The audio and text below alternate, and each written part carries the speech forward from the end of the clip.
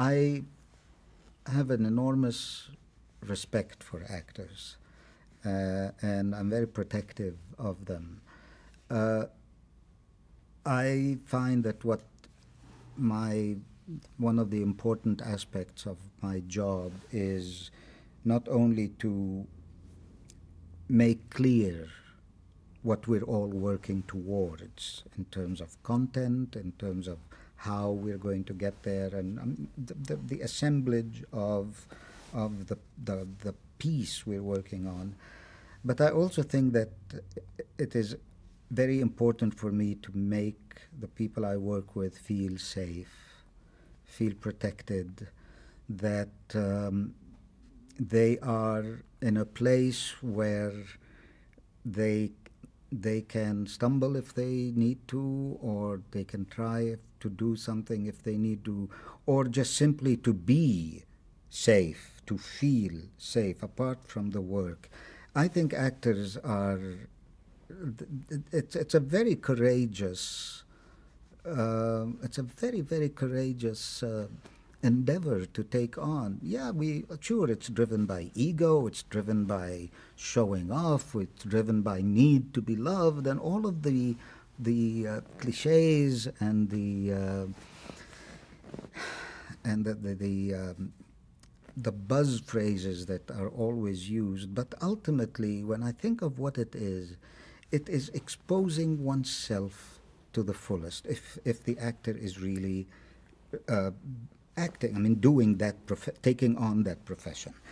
So, if that is the case, then it is my job, as if I'm a director, which means I'm directing, I'm aiming, I'm guiding, then it is my responsibility to make sure that I bring out the best that these people have to offer, or make it possible for them to bring out the best that they can offer.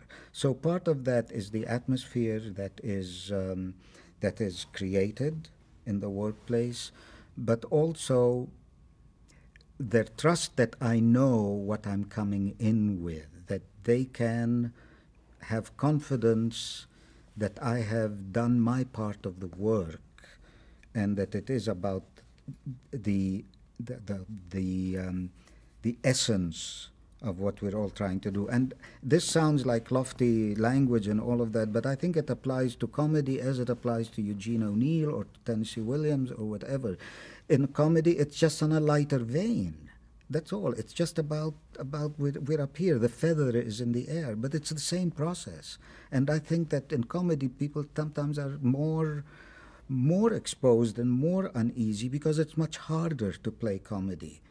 Some people have a very easy time crying. Whip it up and the tears are down, and suddenly it becomes such a powerful moment.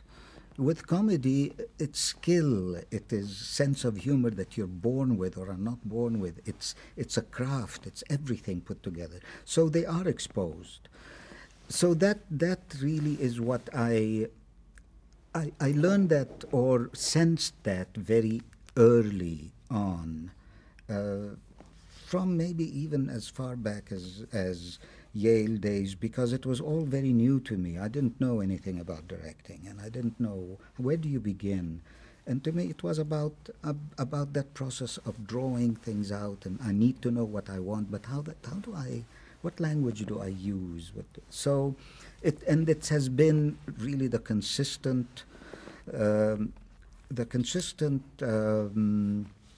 kind of spine, the consistent vocabulary that I have used, or that has helped me throughout. And it's what I enjoy the most, to get that going. How do you personally prepare to direct an episode? I read the material many times. At the beginning, I used to read it, and I used to try to find the answers to every question possible on earth, and went in overloaded. But basically, I read it to try to understand what it is. I always feel that it is the written page that provides the impulse.